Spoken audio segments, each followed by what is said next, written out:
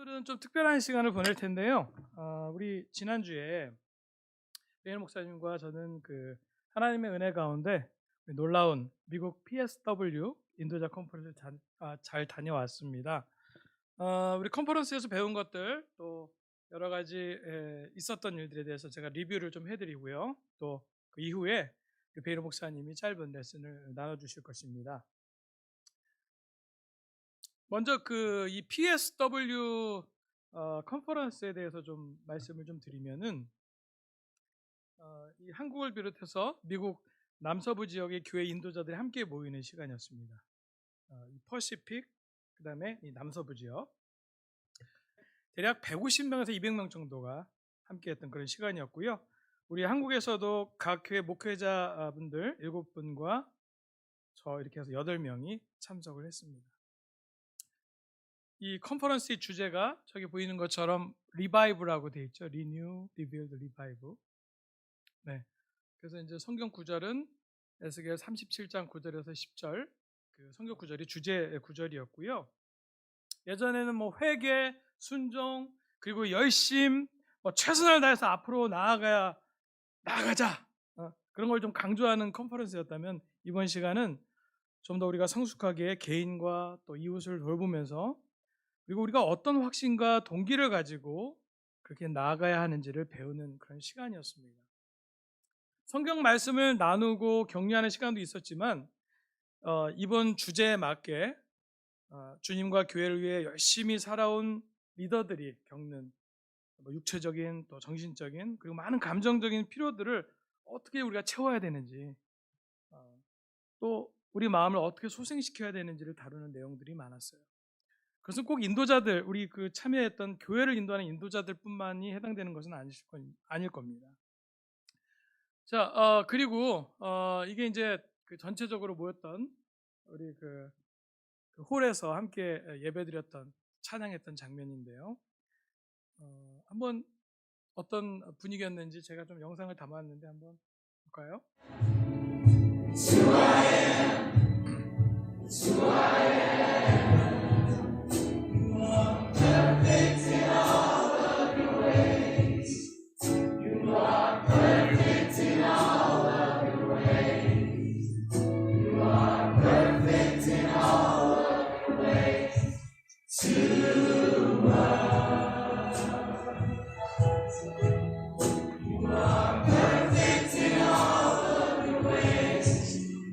전체 그렇게 함께 모이는 홀에서 우리가 워십을 하고 또 레슨을 듣는 시간도 있었지만은 형제자매 나누어서 또 첫날은 실질적으로 교회를 인도하는 인도자들의 그 모임도 있었습니다.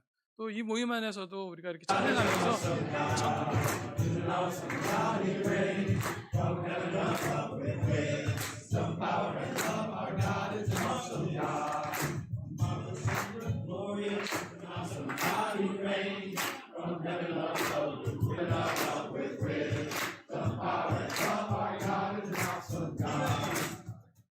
우리 이 분은 이 전체 컨퍼런스의 메인 스피커였던 샌안토니오 교회 인도하는 마이크 텔리보라는 목사님이신데 거의 대부분의 메인 레슨을 하셨어요.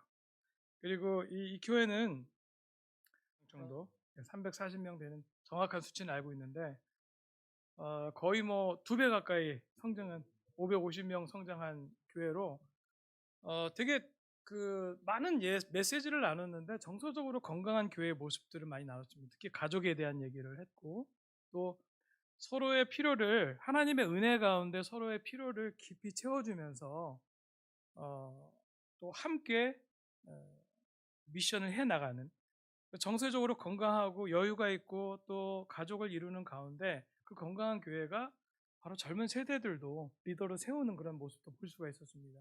그래서 되게 이그젠플이 되기 때문에 이 LA 지역 이 남서부 교회에서 스피커로 모셨던 것 같아요. 특별히 필요한 그런 레슨들을 그 미니스트리를 통해서 배울 수 있기 때문에 그렇게 모셨던 것 같습니다. 저기 참 상징적인 사진인데요. 샌안토니오 교회 가운데 아까 마이크 텔리보 목사님이 계시고 저 16명이 저 스텝 가운데 제가 16명이 35살 미만이라고. 이제 미래가 있고 젊음이 있는 교회, 열정이 있는 교회라고 할 수 있죠. 너무나 부럽고 또 한편으로는 또 꿈을 꿀 수 있는 그런 시간이었습니다. 네. 자, 이렇게 뭐 사진도 찍으면서 뭐 질문도 하고 물어보기도 하고 잠시 시간도 좀 보냈고요. 그 다음에 또 많은 뭐 아침 시간, 점심 시간, 저녁 시간 틈나는 대로 막 교제하고 이니시에이트하고 제가 계속 베이로 목사님 귀찮게 했어요. 가서 좀 배워와야 되기 때문에. 예. 저분은 뭐 3년 전에도 베이로 목사님이 잠깐 교제를 했던 분인데 한국 분이세요. 샌프란시스코 교회 한 4,500명 정도 되는 교회의 한 리전을 맡아서 인도하시는 분인데 이분이 그 레이 김이라고 하고요. 샌프란시스코의 실리콘밸리 지역 교회 가장 진짜 뭐 IT나 뭐 엘리트들이 있는 그런 지역을 인도하는 목사님이십니다. 자, 2003년 이후에 교회들이 전부 슬로우 다운하는 상황 속에서도 어려운 상황 속에서 많은 성장을 이룬 교회였고요. 샌프란시스코 교회가 아까 얘기한 것처럼 많은 성장을 이룬 교회였습니다. 그러니까 아까 한 4,500명 정도가 된다면 그 중에 한 1,500명 정도를 인도하는. 그리고 저보다도 나이가 어리더라고요. 그러니까 근데 좀 좋았던 점이 이분이 그 발표했던 프레젠테이션 하면서 그 본인들 교회가 무엇을 하고 있는지 나누는 그런 시간이 있었는데요. Rethink Church에서 교회를 다시 생각하다라고 할 수 있겠죠. 그래서 보면은 이 교회가 이게 이제 그분이 하는 한 프로그램, 호프는 아닌데, 호프라는 이름은 아닌데 비슷한 기능을 하는, 그러나 좀 스포츠 쪽으로 커뮤니티를 만들어서 지역 공동체하고 필요가 있는 사람들에게 영향을 주는 프로그램을 하고 계시더라고요. 근데 저기에 목사라는 타이틀을 안 쓰고 그냥 디렉터라는 타이틀을 쓰고 있어요. 그래서 사회와 연결되는 프로그램을 진행하면서 꾸준히 하면서 코로나 기간에도 성장을 한 거죠. 그래서 본인의 둘째 아들도 장애가 있어요. 그런 가운데 필요가 있는 그런 장애아이들, 어린아이들을 도와주는 프로그램을 해서 젊은 사람들이 인발부가 돼서 저 커뮤니티, 저 프로그램을 진행을 하는 겁니다. 저 가운데 보면은 정말 그 많은 사람들이 농구 그 필드에서 서 있죠. 다 젊은 친구들이고요. 저기 함께 후원하고 진행했던 분 중에 스티븐 커리라고 여러분 잘 아시죠? 농구 미국 최고의 스타인데요. 밑에서 세 번째 그림에 스티븐 커리가 저기 있는 거고요. 그 팀의 감독이 맨 오른쪽에도 좀 보이네요. 그리고 맨 위에 키 큰 흑인은 매직 존슨입니다. 그래서 정말 영향력 있는 프로그램인 거예요.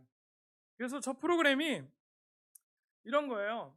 우리가 예전엔 정말 교회를 초대할 수 있도록 그냥 아젠다를 갖고 교회를 초대할 수 있도록 영향을 줬잖아요. 근데 그거와 상관없이 그냥 지역에서 또 필요에 맞는 프로그램을 진행하면서 그 커뮤니티에 많은 사람들이 오게 하고 즐기게 하고 또 교회 많은 젊은 사람들이 같이 저걸 하게 하면서 영향을 주는 거죠. 그래서 복음이 자연스럽게 전해지고 제자가 될 수 있도록.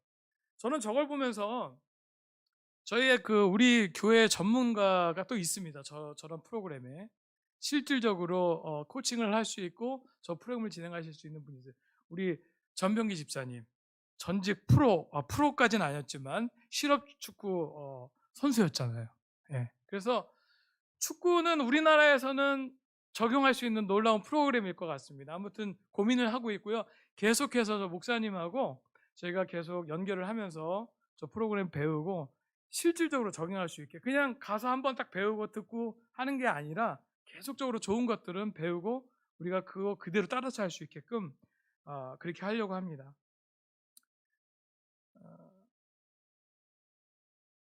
교회가 가족이 되고 또 힘을 나누고 힘을 주는 공동체로서 그런 성장하는 그런 모습에 대해서 우리가 볼 수 있었고요. 많이 배울 수 있었습니다.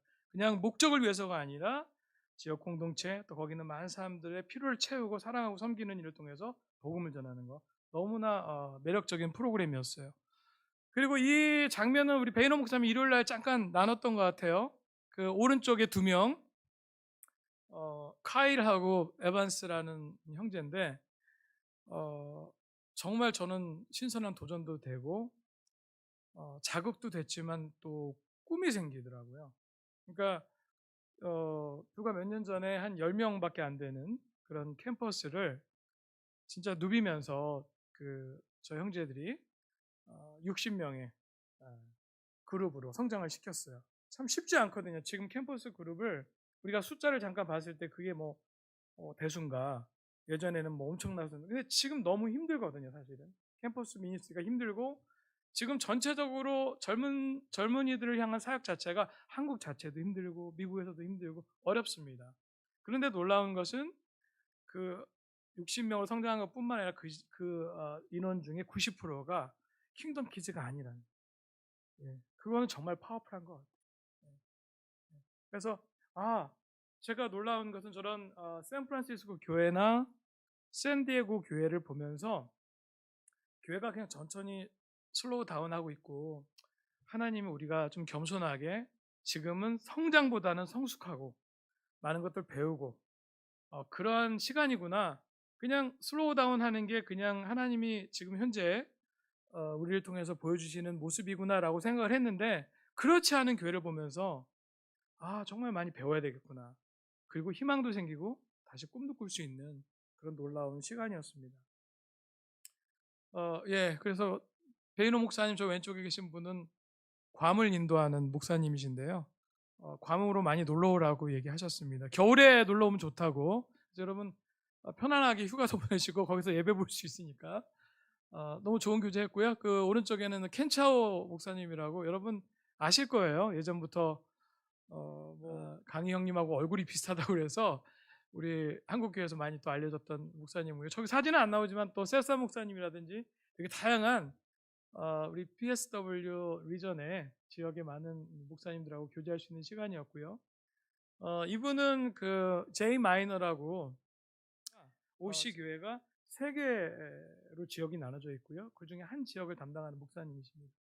근데 저분은 워십, 찬양을 인도하는 쪽에 좀 전문가세요. 그리고 제가 2016년 때 되게 반가웠던 이유가, 제가 보자마자 막 교제하자고 막 그랬는데 2016년에 제가 미국에 팀 캠프를 갔을 때 거기서 메인으로 워십, 그 찬양 예배를 감독했던, 전체를 인도했던 분이시거든요. 저분이 저 몸에서 막 점프하시면서 키보드 연주하세요. 그러면서 점프하시면서 찬양을 하는 거예요. 애들보다 더 열정적으로. 제가 깜짝 놀랐습니다. 근데 무엇보다도 되게 감사한 게, 저분이 터닝 포인트 교회를 인도하고 있었거든요. LA 쪽에, LA 쪽에 또 다른 지역에. 그런데 거기에는 이제 음악 전문가들이 많았어요. 자기 동역자들이 많았습니다. 전문가들. 그래서 음악을 여러 가지를 펼칠 수 있었고 되게 좋은 환경 속이었는데, OC 교회의 필요를 보고 본인이 그쪽으로 왔어요. 여러 가지 여건은 어려웠지만 하나님이 또 새로운 곳에 가서 나를 훈련하고 영향을 줄 수 있도록 나를 부르시는구나라고 확신하면서 글로 가면서 그 교회 또 예배 분위기가 많이 또 바뀌었다고 합니다. 근데 무엇보다도 제가 참 많이 배웠던 게, 저는 참 급한 마음이 좀 있어요. 우리 팀들을 보면서 빨리 영향을 주고 싶고 빨리 훈련시키고 싶고 그래서 최근에 음악하는 친구들 레슨도 시키고, 또 부족하지만 또 같이 찬양하고 무대에 오르면서, 여러분 크로스오버 예배 오시면은 우리 파릇파릇한 팀들이 열정을 갖고 성장하는 모습을 볼 텐데요. 그래서 늘 마음이 분주한 거예요. 이 친구들 빨리 세우고, 근데 또 성경 공부도 해야 되는데, 또 다른 역할도 해야 되는데 언제 이걸 다 같이 할 수 있을까? 근데 믿음과 마음에 대해서 좀 배우면서, 어떤 일이 아니라 또 어떤 테크닉이 아니라 월십하는 것, 또 팀들에게 영향을 주는 것은 마음이라는 것들을 많이 배우면서 제가 급하지 않게 믿음으로 우리 젊은 팀들, 캠퍼스한테 또 이 국제 크로스오버 예배 어떻게 영향을 줄지를 많이 배울 수 있는 시간이었고요. 내년에 팀 캠프에 꼭 모시려고 합니다. 우리 베이너 목사님한테 허락을 받았고요. 본인도 너무 좋아했습니다. 여러분 기대하시기 바랍니다. 자, 이렇게 하고 우리 강희 장로님하고도 제가 교제하면서 사진을 찍었고요. 우리 용성 형제 아시죠? 예, 많이 좀 변했는데 좀 이제 나이 먹었더라고요. 저만 나이 먹은 줄 알았더니 우리 이 강희 형제는 제가 강희 형제가 마지막에 한국에 있을 때 성경 공부에서 세례받았던 게 저고요. 우리 그 용성이는 제가 그 첫 번째는 아닌데 제가 제자가 된 다음에 두 번째 제가 초대를 했고 또 제가 초대해서 세례 준 선생님이 또 두 명이서 같이 초대해 가지고 성경 공부하고 제가 아마 제대로 처음 남자 공부해서 세례 준 친구일 거예요. 너무나 특별한데 같이 함께하고 또 오렌지 카운티 교회 코리안 미니스트리에서 너무 건강하게 잘 지내고 있는 모습이 너무나 보기 좋았습니다. 우리 전용 주영란 부부도 같이 교제하면서 그쪽에 있는 형제자매들의 좋은 소식도 들으면서 되게 격려가 되는 시간이었고요. 자, 예, 아들 세례 받았어요. 우리 하나 또 업데이트할 게 있다면요. 예, 예, 뭐 이번 컨퍼런스에 처음 참석한 사람들도 많았어요. 그러니까 전체적으로 젊은 그 리더들, 전임 인도자들도 많았지만은 그 150명, 200명 중에 처음으로 온 인도자들도 젊은 분들이죠. 한 20명 정도. 그래서 전체적으로 리더십의 세대 교체가 이루어지고 있는 것을 보면서 좋았고 또 부러웠습니다. 그리고 우리 한국 목회자들도 우리 8분이 이제 갔다 그랬잖아요. 그래서 이 LA 교회 장로들 포함해서 10명의 성숙한 목회자들, 그 인도자들과 함께하는 시간을 보냈습니다. 두 번의 모임을 통해서 지금 교회 상황에 대한 서로의 입장과 생각을 그들과 함께 나누는 시간을 보냈고요. 어떤 결론이 나는 모임은 아니었지만은 현재의 필요를 보면서 한 걸음 나아가는 아주 좋은 시간을 보냈습니다. 자, 이제 우리 베이노 목사님이 좀 더 나눌 텐데요. 네, 그래서 저는 이 정도로 나누고요. 다시 꿈을 꿀 수 있는 또 사랑과 은혜를 경험하는 좋은 시간이었다라는 것을 마무리하면서 우리 베이노 목사님 마이크를 넘기겠습니다. 컨퍼런스에서 좋았던 여러 가지가 있는데요. 일단 뭐 그 중에 하나 우리 김민수 전도사님 같이 가서 저도 좀 자극이 됐어요. 왜냐하면 저는 사실 새롭지는 않거든요. 하도 저는 많이 돌아다녀서. 그런데 그 퍼시픽 사우스웨스트 그 전임 수련회 이제 처음 오신 거니까 약속을 막 잡더라고요. 그래서 덕분에 저도 좋은 교제를 좀 많이 하게 돼서 감사했습니다. 이거는 이제 ICOC 2.0이라고 우리 교회에서 그냥 부르기로 정한 건데요. 2005년도에 유니티 프로포즐이라는 편지가 나왔었습니다. 당시에 시애틀에서 그 리더십 컨퍼런스가 있었고 거기에서 이제 시작을 해서 2003년 이후로 막 흩어져 있던 그러니까 그 시스템이 무너진 우리 교회죠. 여러분 때로는 왜 우리 교회 시스템이 없어 그러는데 여러분 그런 말 함부로 하시면 안 돼요. 강력한 시스템이 있었습니다. 네. 그리고 그런 시스템을 우리가 없애기로 했어요. 그래서 완전히 없어진 시스템 하에서 어떻게 하면 진정성 있는 브라더후드, 형제로 연결될 수 있을 거냐라는 고민 끝에 나온 편지가 유니티 프로포절이라는 것입니다. 그래서 여러분들 보시는 화면에 빨간 게 가운데 보이시죠? 네. 그 옆에 보면 여러분이 보시는 그 화면 가운데 빨간 거 옆에 보면 2007자라고 돼 있는 거 옆에 United Plan for Cooperation 이렇게 되어 있습니다. 줄여서 UPC라고 불러요.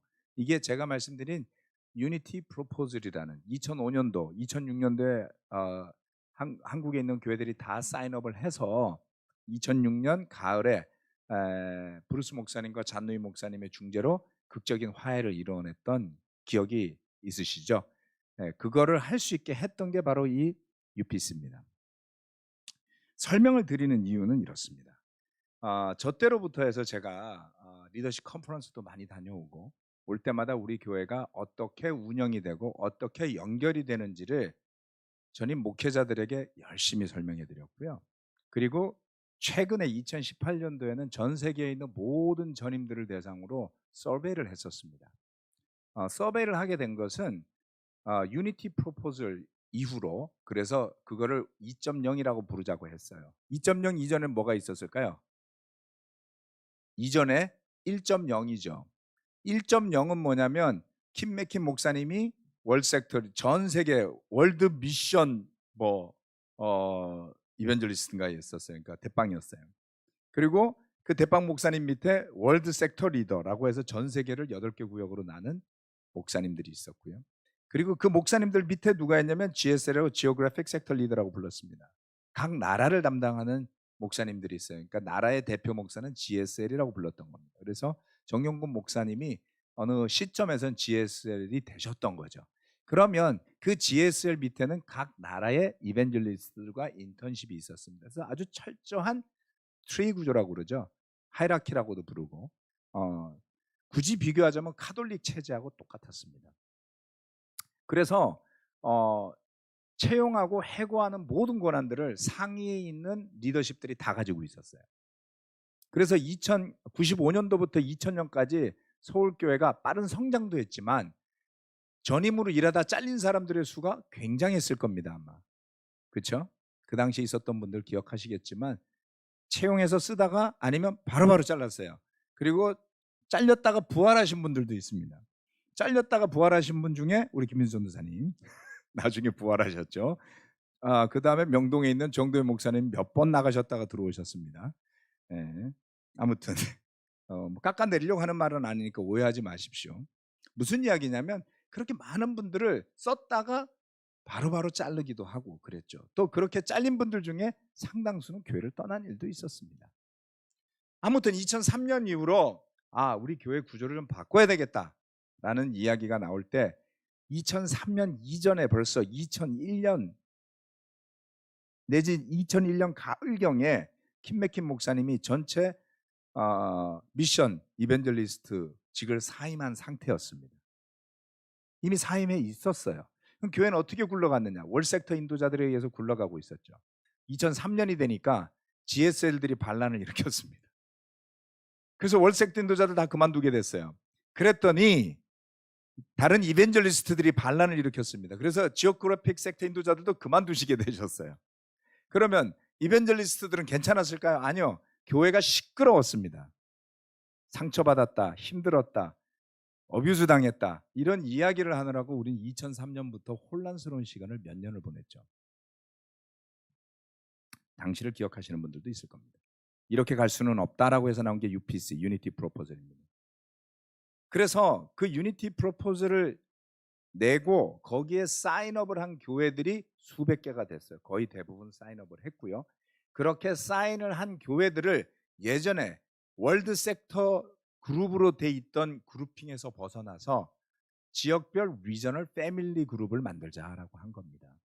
그렇게 새로 시작한 것이죠. 그래서 여러분이 보시면은 가운데 ICOC Churches라고 돼 있고 빨간 박스가 있고 옆에 보면 조그만 회색 박스가 있을 겁니다. 거기에 보면 30개의 Regional Families of Churches라고 돼 있습니다. 30개. 전 세계에 있던 교회를 30개의 지역별 패밀리 교회로 묶은 거예요. 그리고 나서 협력을 강화하기 위해서 뭘 만들었냐면 위원회를 만들기 시작합니다. 위원회. 그래서 여러분이 보시는 오른쪽에 있는 게 위원회입니다. 이벤젤리스트 팀, 그러니까 목사팀, 장로팀, 교사팀, 틴, 유스 앤 패밀리 미니스트리 팀, 뭐 이런 식으로 해가지고 직군별로 캠퍼스팀, 호프팀 해서 각각 위원회가 만들어집니다. 그리고 그 위원을 어떻게 할 건지를 서로 물어봐서 그 위원장을 맡기로 한 사람들이 멤버를 리크루팅해요. 예전에 데이브 폭터 목사님 모셔서 설교하셨죠? 그분이 이 당시에 2007년 당시에 뭘 맡았냐면 Youth and Family Ministry 체어맨을 맡게 됩니다. 그래서 2007년도 컨퍼런스에서 저한테 거기에 같이 멤버로 일하자 그랬어요. 제가 안 된다 그랬어요. 왜? 서울교회는 지금 다시 흩어졌던 교회를 모아서 할 일이 너무 많은 거예요. 머리가 복잡해 죽겠는데 새로운 용어였어요. Youth and Family Ministry는. 그래서 거기서 도와달라고 하는 걸 제가 거절해서 저는 거기 안 들어가게 됐었죠. 뭐 역사의 한 단면입니다. 그래서 많은 분들이 이런 서비스 팀이라고 부르는 팀에 들어갔고 각 서비스 팀은 체어맨을 정합니다. 체어맨이라고 하는 분은 의장인데 사실은 연락하고 이런 역할을 하는 분들이죠. 그래서 이러한 교회들 이러한 체어맨들이 있고요. 그 다음에 가운데 보면은 뭐냐면 노란색으로 60 delegates라는 글자가 보일 겁니다. 전 세계 교회가 약 6, 7만여 명이었는데 회의 체제를 예전과 바꾼 거예요. 옛날에는 뭐냐면 월 섹터 인도자 회의가 있고 월드 섹터 안에서 지오그래픽 섹터 리더를 중심으로 하는 회의가 있었고 각 나라별로 이벤젤리스트들을 중심으로 하는 회의가 있었어요. 트리 구조죠. 수평 구조로 바꾼 겁니다. 수평은 어떻게 하느냐? 멤버십 1000명당 1명의 대표만 와라 이렇게 된 겁니다. 멤버십 1000명당 대표가 1명이 와서 투표권은 1표가 주어지는 겁니다. 그래서 2007년부터 저는 그 회의를 나갔었습니다. 이 당시에는 사우스 이스트 아시아 C 리전의 일부의 교회였죠. 자, 당시에 서울교회는 몇 명이었을까요? 2007년 당시에 제 기억으로 약 750에서 800명이었습니다. 1표가 돼요, 안 돼요? 안 되죠. 동경교회가 300여 명이 조금 넘었어요. 그래서 둘이 합쳐서 1표를 만듭니다. 저하고 다케시 목사가 같이 가면은 투표권을 한 사람만 행사하는 거예요. 회의에는 100명이 넘게 들어와요. 안건이 올라면 마지막 투표는 1명만 할 수 있었어요. 네, 그렇게 해서 해마다 그러면 돌아가면서 투표권을 행사하자 그랬는데 페어하지 않죠. 해마다 바꾸면 손해잖아요. 서울교회는 700명이 넘고 도쿄교회는 300명이니까 사실은 제가 2번을 하고 다케시 목사는 1번을 했었어야 되죠. 치사하게 안 했습니다. 그래서 공평하게 돌아가면서 하자라고 양보해서 했습니다. 뭐 이런 미덕도 있어야죠. 자, 그래서 60명의 대표들이 모이는 대표체가 있었고요. 그 다음에 이 밑에 있는 것은 그것을 설명하는 겁니다. 그래서 해마다 델리게이트 미팅이라 해서 대표 회의를 해마다 진행을 하다 보니까 버거워졌어요. 그래서 나중에는 이걸 바꿉니다. 자, 2007년부터 전 세계 교회는 이렇게 진행되어 왔다. 뭘 이야기하는 거냐면요. 교회 위에 상급 기관이 없어졌다는 겁니다. 교회 위에 상급 기관이 없다고요. 협력하는 교회가 된 거예요. 예전에는 교회 위에 상급 기관이 있었죠. 한 이벤젤리스트가 대한민국에서 부산교회를 인도한다. 그러면 그 이벤젤리스트는 GSL이라는 지오그래픽 섹터 리더의 권한 하에 있었던 거예요. 지오그래픽 섹터 리더가 있는 교회가 그 지방 교회나 다른 도시 교회 상위 교회였습니다. 여러분이 되게 익숙해져 있는 구조가 이 구조예요. 자, 그런데 유니티 프로포절 이후에 그런 구조는 없어졌는데 희한하게도 C 리전에는 존 루이 목사님이 GSL인데 살아남으신 거예요. 대부분의 GSL들이 그만두셨었습니다. 그런데 GSL로 살아남으셔서 그런지 C 리전은 하이라키를 잘 유지하고 있었어요. 불행인지 다행인지 우리 한국의 교회들은 그런 하이라키 속에 같이 들어가 있었던 겁니다. 하지만 전 세계 교회는 그렇게 움직이지 않았었다. 그리고 저는 그걸 알고 있었지만 시리전과 같이 가기 위해서 양보했었다라는 겁니다. 자, 그러다가 2018년도에 2.1이라는 개념이 나옵니다. 3.0이라는 개념도 나옵니다. 이거는 뭐냐면요. 미국의 동부교회, 보스턴 교회, 뭐 이강희 장로님도 계시는 버지니아 교회, 뉴욕 교회 이런 동부 교회들을 중심으로 보다 더 성장하는 교회를 만들기 위해서는 3.0으로 가자. 그러니까 2.0 졸업, 3.0으로 가자. 이런 아이디어가 나왔어요. 그 아이디어는 트리 구조를 뒤로 뒤집어 놓은 거라고 보시면 돼요. 여기 보시면 맨 위에 680개의 교회가 되었습니다. 그 사이에 조금 성장했어요. 아까 보셨죠? 델리게이트 60명이라 그랬죠. 6만 몇 명 정도 됐습니다. 전 세계가. 그게 늘어났어요. 한 8만 명 정도로 늘었습니다. 그래도 성장했어요. 지난 20년 사이에. 우리는 각자 생각하십시오. 자, 680개 교회로 늘어났는데 680개 교회에 34개 리전이 생겼습니다. 30개로 시작해서 지금은 34개 리전이 됐고요. 분화했다라고 보시면 됩니다. 그 다음 그 680개 교회와 34개 리전의 representatives, 그런 교회들을 대표하는 대표 모임을 만들자라는 겁니다. 34개 리전을 대표. 그리고 밑으로 내려면 board of overseers라고 해서 이 그 대표들을 overseeing하는 리더십 그룹을 만들자라는 것이죠. 그리고 최종적으로는 전 세계 교회를 아우르는 5명에서 7명의 리더십 팀을 만들자. 그래서 이 리더십 팀이 조금 전에 봤던 이 안에 있는 모든 기능을 총괄하자는 거죠. 다이렉팅 하는 거죠. 다시 말하면 킴 한 명이 하던 거를 5에서 7명이 하는 거고요. 그리고 8명의 월 섹터 리더들이 했던 것을 보드 오브 오버시어스 7에서 15명이 하는 거고요. 제 해석입니다. 그렇게 보여줄 수 있잖아요. 그러니까 이게 틀렸냐? 아닙니다, 여러분. 만약에 우리 모든 교회들이 이것이 가장 효과적이고 우리 교회가 원하는 모델이라고 하면 채택했을 수도 있겠죠.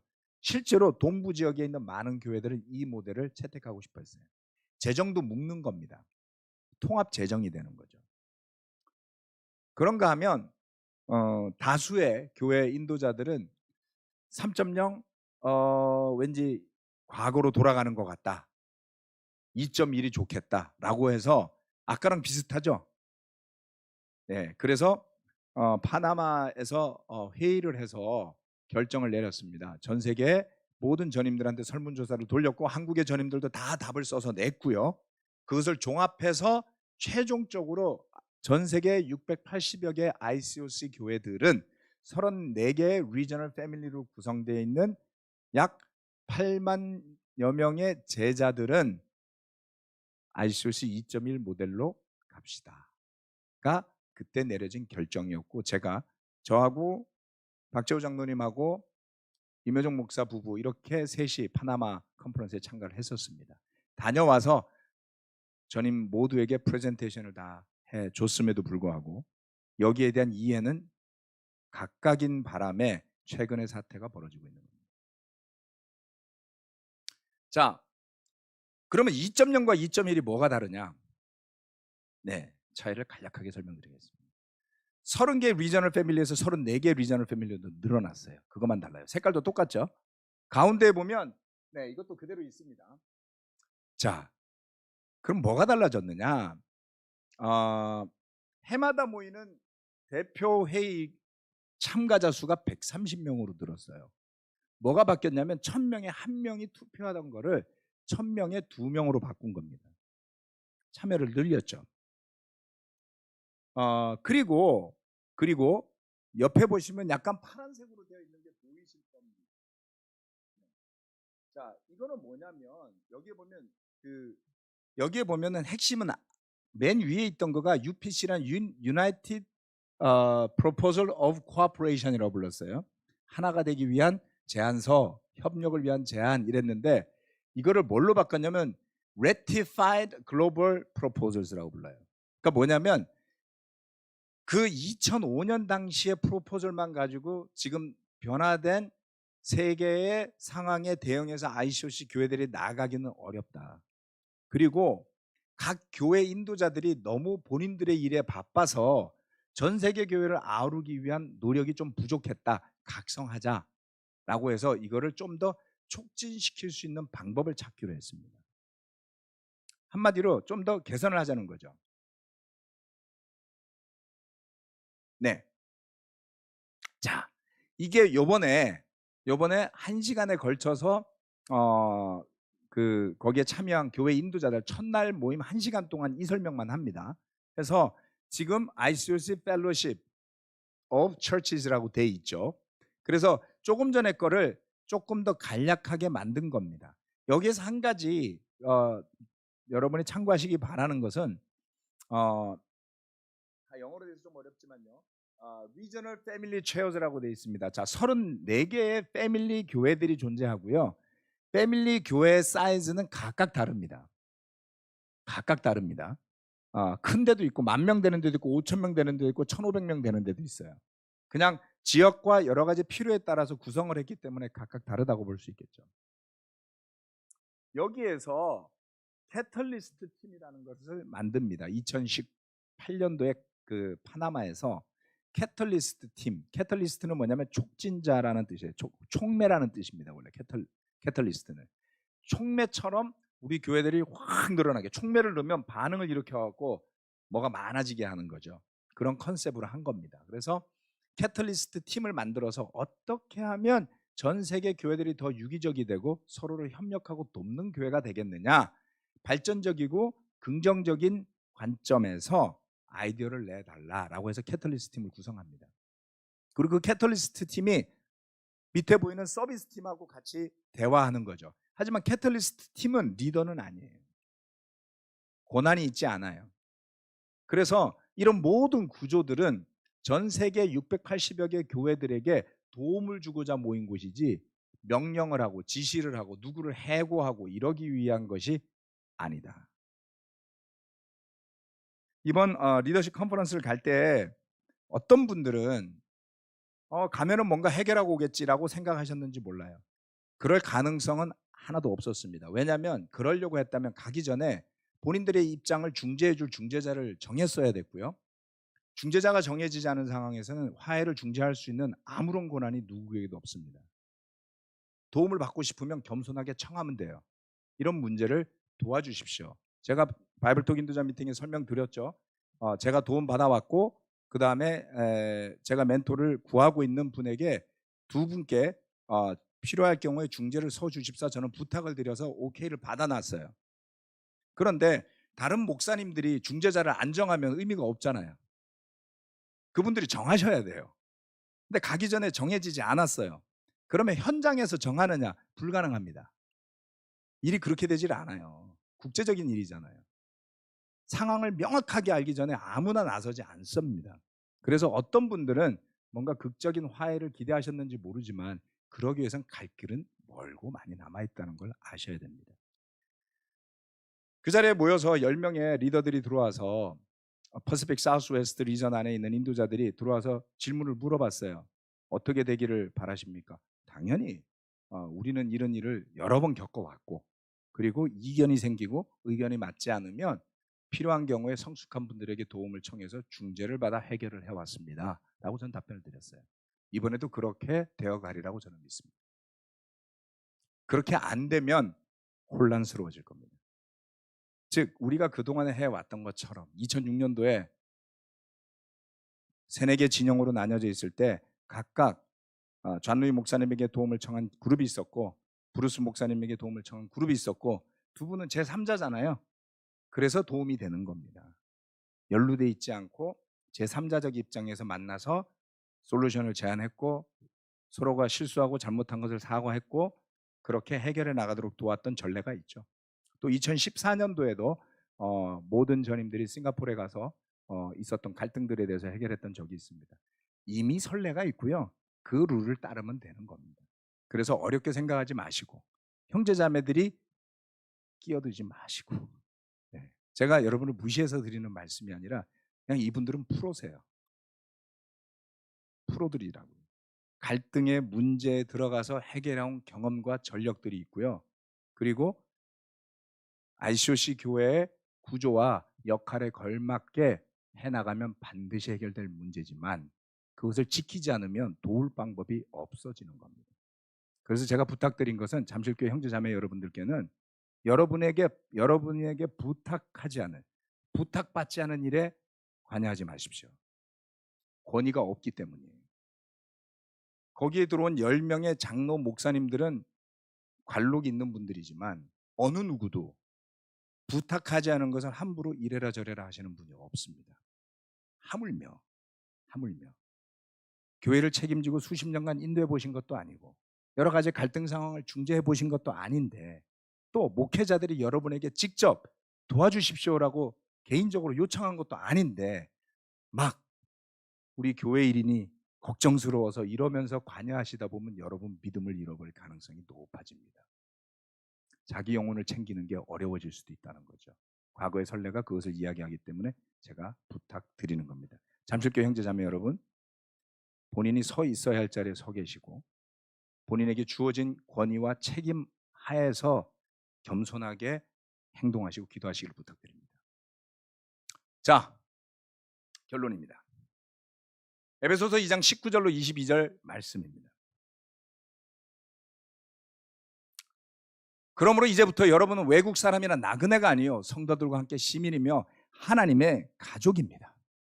여러분은 사도들과 예언자들이 놓은 기초 위에 세워진 건물이며 그리스도 예수가 그 모퉁이 돌이 되십니다. 그리스도 안에서 건물 전체가 서로 연결되어서 주님 안에서 자라서 성전이 됩니다. 그리스도 안에서 여러분도 함께 세워져서 하나님이 성령으로 거하실 처소가 됩니다.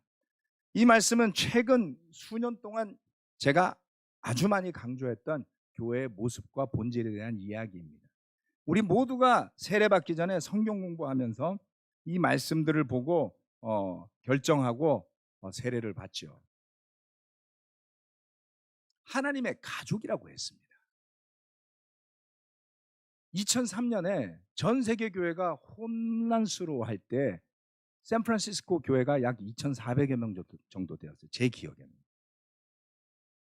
그런데 우리가 혼란스러워하고 리더가 리더들을 대해서 서로가 비난하고 고소하고 멤버가 목회자들을 대해서 불신하고 고소하는 일들이 횡행하던 와중에 샌프란시스코 교회는 그렇게 가지 않았어요.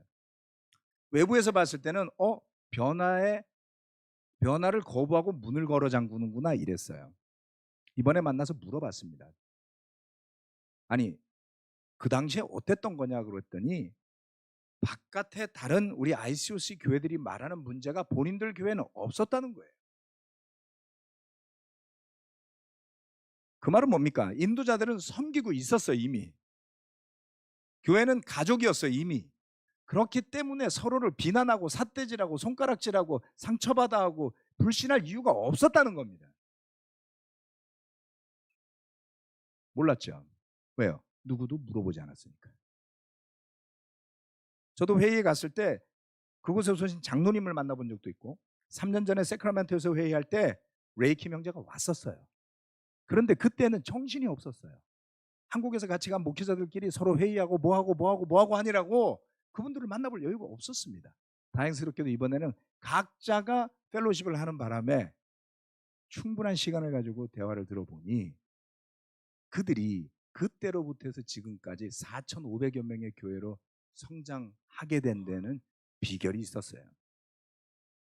그것을 한마디로 레이 형제가 이렇게 표현했습니다.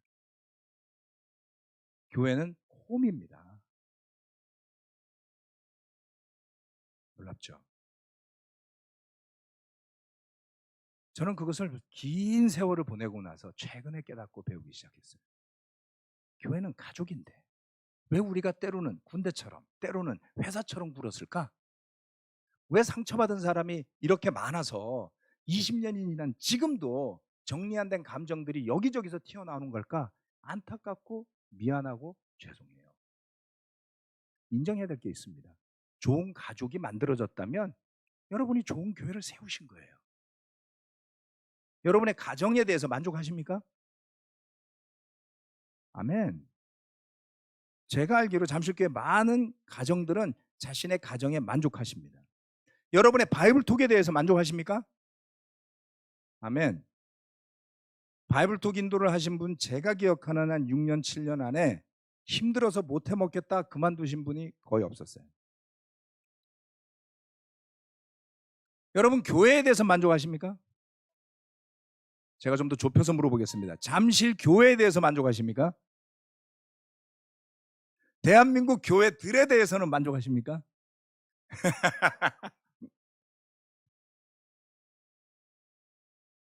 여러분 바운더리를 아셔야지 돼요. 교회와 교회 간에도 바운더리가 있어야 됩니다. 잘 모르잖아요. 옆집에서 부부싸움 났다고 문 열고 들어가서 함부로 도와주려고 그러다가는 뺨 맞습니다. 고소당합니다. 바운더리가 있어야지 되죠. 과거에 ICOC 1.0 하에서 우리는 바운더리가 없었어요. 교회에 대한 개념도 제각각이었습니다. 제가 감사하는 것은 잠실교회 인도자 그룹이 서로가 동의하는 게 있습니다. 교회는 가족이 맞다는 겁니다. 이 교회의 주인은 예수님이시고 이 교회를 인도하시는 힘은 성령님이시고 우리는 그 은혜 속에 살아가야 된다는 거예요.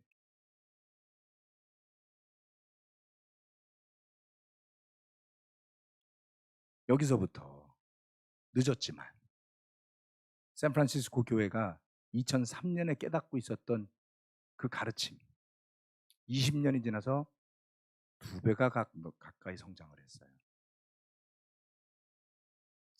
샌앤토니오 교회에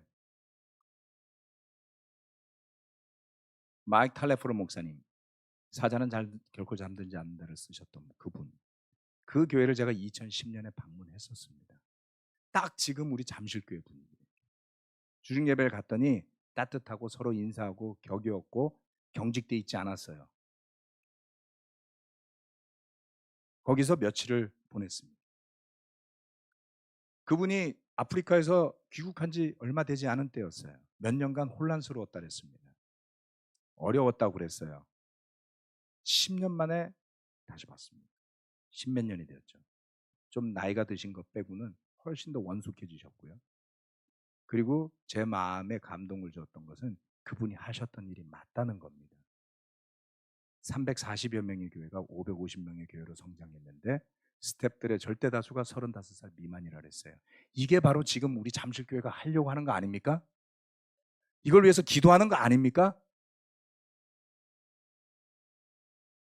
사탄은 때를 아는 것 같아요. 제가 담임 목사직에서 내려오던 2012년도에 서울 교회는 어찌되었건 2007년부터 연합해서 재정도 성장하고 있었고 느리긴 하지만 세례받는 사람들도 늘어가고 있었습니다. 제가 과거를 회상하자는 게 아니에요. 조금 뭐가 되는 것 같으면 뭔 일이 벌어져요. 그리고 지난 10여 년간 우리가 한 게 뭐가 있습니까? 제가 이 잠실교회를 맡을 때 여러분들 마음의 상태가 어땠는지 기억해 보세요. 얼마나 많은 분들이 불신, 상처, 불만 속에 있었는지요. 명동, 강서 나갈 때 남았던 120여 명의 제자분들, 여러분의 마음의 상태를 살펴보십시오. 얼마만한 불신과 상처 속에 있었는지. 그거를 정리하는데 6년, 7년이 걸린 겁니다. 이젠 제가 은퇴할 시간이 10년밖에 안 남았어요.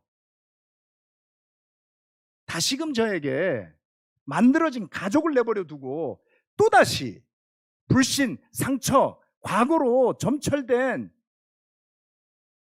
정체성 없는 유니티를 위한 이야기를 앞으로 10년을 더 하라고 한다면 저는 거절하겠습니다. 사람마다 정의가 달라요. 감정이 달라요. 제가 과거에 했던 실수는 뭔지 아세요? 마땅히 해야 될 선한 일을 못한 겁니다. 이렇게라도 해서 하나가 된다면 하나님이 축복해 주시겠지. 아니요. 2003년에 있었던 일이 2007년에도 있었고 2012년에도 있었고 2009년에도 있었고 2014년에도 있었고 2022년에도 있습니다. 제가 깨달았어요. 이 일은 끝나야 끝나지 내가 끝낼 수 있는 일이 아니라는 겁니다. 하나님이 우리에게 주신 것은 하나됨이 그리스도 예수 안에서의 하나됨이지 우리끼리 좋은 하나됨이 아니에요, 여러분. 그런 것은 야합이라고 부르는 겁니다. 그리스도 예수가 빠진 너 좋고 나 좋고 누이 좋고 매부 좋은 하지만 교회는 팽개쳐져 있는 하나됨이 무슨 의미가 있습니까? 에베소서 2장 7절에 10절 말씀입니다. 그것은 하나님께서 그리스도 예수 안에서 우리에게 자비로 베풀어 주신 그 은혜가 얼마나 풍성한지를 장차올 모든 세대에게 드러내 보이시기 위함입니다. 여러분은 믿음을 통하여 은혜로 구원을 얻었습니다. 아멘. 이것은 여러분에게서 난 것이 아니요 하나님의 선물입니다. 아멘. 행위에서 난 것이 아닙니다. 그러므로 아무도 자랑할 수 없습니다. 자랑할 게 없어요. 우리는 하나님의 작품입니다. 선한 일을 하게 하시려고 하나님께서 그리스도 예수 안에서 우리를 만드셨습니다. 하나님께서 이렇게 미리 준비하신 것은 우리가 선한 일을 하며 살아가게 하시려는 것입니다. 아멘. 선한 일을 밀어놓고 하나가 되면 된다. 그게 저의 과거의 실수였어요.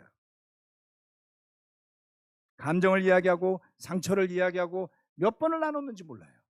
여러분 잘 아시는 그 유명한 강화도 회의에서 김영진 목사님 주제로 지난 몇 년간 리더십에 있었던 사람들에 대해서 서로 이야기할 걸 이야기하자. 상처도 이야기하고 화해 시간을 가졌어요. 갔다 와서 어떻게 됐습니까? 그 유명한 강화도 미팅이 됩니다.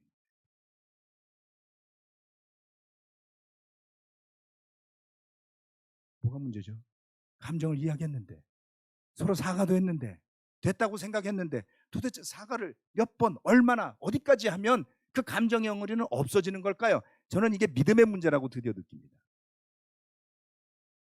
여러분 중에 저에게 실수하고 죄 지으신 분들 많아요.